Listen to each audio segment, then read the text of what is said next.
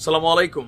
কি অবস্থা, কেমন আছেন ভাই বন্ধুরা? সবাইকে শুভ আপনাদের দেশ অনুযায়ী সময় দিলাম। শেখ হাসিনার মাথায় কি ঘুরছে বাংলাদেশ নিয়ে? চিন্তা ভাবনা করছেন? তাহলে কমেন্টে লেখেন। চায়ে দিচ্ছেন কেন? সবাই মনে করছেন যে শেখ হাসিনার মাথায় বাংলাদেশ নিয়ে একটা ষড়যন্ত্র ঘুরছে। কি সেই ষড়যন্ত্র?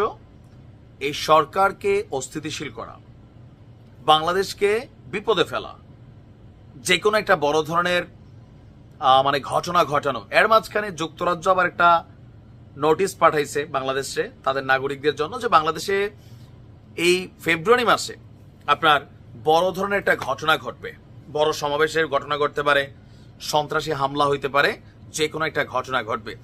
তো এরকম প্রেক্ষাপটে বিএনপির সিনিয়র যুগ্ম মহাসচিব রুহুল কবির রিজভী বলছেন যে শেখ হাসিনার ভয়ঙ্কর পরিকল্পনা আছে, আর এই পরিকল্পনা নিয়ে তিনি উৎপেতে আছেন।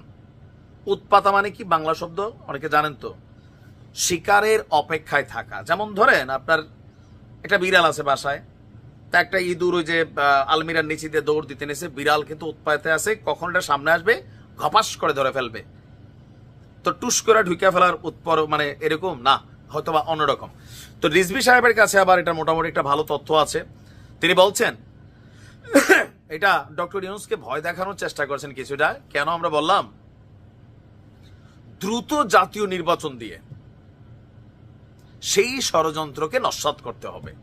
এখন কি সেই ষড়যন্ত্র যেটা নির্বাচন দিলেই নস্যাৎ হয়ে যাবে, সেটা রিজভী সাহেব জানেন। বাট ইউনূস সাহেব সহ শুরু করে সারা বাংলাদেশে একটা ব্ল্যাক ম্যাজিক চলে যাচ্ছে, শেখ হাসিনা। তো ভাবছে অনেক তো বুঝাইতেছি, কাজ হচ্ছে না, মোটামুটি এখনো সঠিক শব্দ আসতেছে না, একের পর এক পেচকি লাগতেছে। এবার দেখি শেখ হাসিনার দিয়ে একটা ডর দেখাই। আবার সত্য হইতে পারে, যেহেতু তিনি এত বড় একটা দলের সুপ্রিম কমান্ডিং পজিশনে আছেন। দেখেন আমি একটু মজার ছলে অনেক কথা বলি, ডোন্ট মাইন্ড।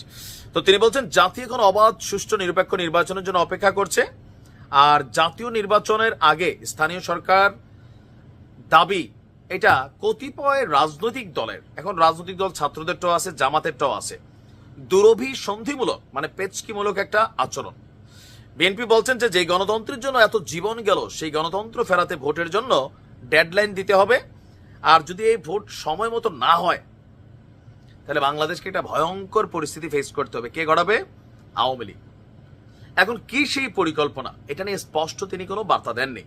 তবে বিভিন্ন সময় আমরা আমাদের বিভিন্ন রাজনৈতিক নেতাদের মুখে, যারা নির্বাচনকে খুব দ্রুত চাচ্ছেন, তাদের মুখে কিন্তু আমরা শুনি যে যে কোনো সময় দেশ অস্থিতিশীল হতে পারে, আর এই সরকারের এই ক্যাপাবিলিটি নেই, আইন শৃঙ্খলা বাহিনী তাদের ব্যালেন্সে নাই। সো যে কোনো একটা বড় ঘটনা ঘটলে এটার দায়ভার কিভাবে হবে বা এটা কার উপর দেওয়া যাবে।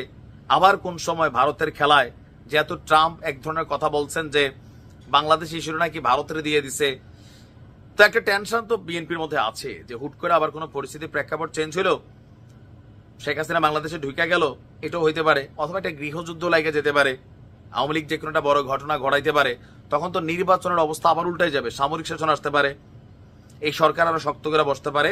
সো নির্বাচনটা জরুরি।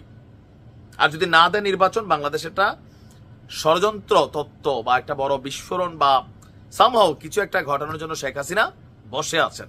আপনার কি মনে হয়, তিনি কি এরকম বসে আছেন, নাকি অপেক্ষা করছেন প্রত্যাবর্তনের জন্য?